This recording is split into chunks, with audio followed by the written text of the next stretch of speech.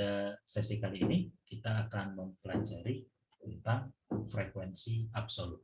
Ya, jadi frekuensi absolut ini sebetulnya tidak terlalu sulit karena berapa kali pengulangan satu kata yang kita cari ada di dalam satu korpus, maka frekuensi itulah yang akan ditampilkan sebagai angka statistik. Kita akan mulai dengan membuka korpus British National Corpus. Ya. Kita buka British National Corpus di sini. Kemudian kita masukkan satu query. Ya, query-nya misalnya adalah the. Jadi the ini kata yang hampir di setiap korpus itu merupakan kata dengan frekuensi tertinggi. Kalau Anda mengikuti query-nya yang sama, maka Anda akan mendapatkan hasil seperti ini. Ya, jadi di sini bisa kita lihat the, ya di sini adalah query-nya, kemudian frekuensi absolut, ya itu adalah bagian ini, yang satuannya di dalam segi web adalah matches. Ya, jadi ada berapa kali segi web merekam ulangan. Nah, kita lihat di di situ frekuensinya ada 6.041.239. Jadi ini adalah frekuensi absolut. Artinya di dalam British National Corpus, ya, yang ukurannya adalah 112.102.325 kata, ya, frekuensi kata the adalah 6.041.239. Ya, jadi ini contoh yang cukup straightforward. Ya, satu kata frekuensinya sekian. Nah, sekarang saya akan memberikan satu contoh lain. Kalau tadi query kita hanya menelusuri satu varian kata saja, sekarang kita akan coba query yang menelusuri beberapa varian kata.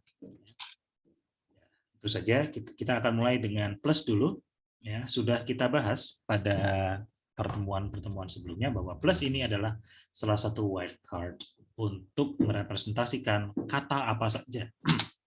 Ya, kita akan memberi spasi sehingga dia merepresentasikan kata apa saja. Kemudian saya akan berikan note yang berada pada format contracted forms. Ya, jadi note yang kontraknya yang representasinya adalah contracted forms. Jadi seperti ini. Jadi bukan do not misalnya, tapi don't, bukan shall not, tapi shall dan nt. Ya. Bukan does not, tapi doesn't. Baik, kita akan lakukan penelusuran menggunakan query ini. Ya, bisa Anda replikasi. Ya. Dan kalau Anda melakukan replikasi yang sama persis, ya, berhasil replikasinya, maka kita akan kita akan mendapatkan hasil seperti ini. Jadi ada do, ya, don't, kemudian ada can't, ada isn't, ya, dan sebagainya. Nah, kita akan coba melihat variasinya, karena kalau kita lihat di sini, ya, ada frekuensi absolutnya tertera sebesar 316.187 ya di bagian atas ini. Tapi kita tidak tahu proporsinya, ya, mana di antara varian-varian ini yang paling besar. Misalnya kita ingin mengetahui frekuensi absolut dari kata mana yang paling besar. Nah, kita bisa lakukan frequency breakdown. Kita ke choose action dan pilih frequency breakdown. Nah, tabel frequency breakdown sudah keluar. Bisa kita lihat di sini. Ya,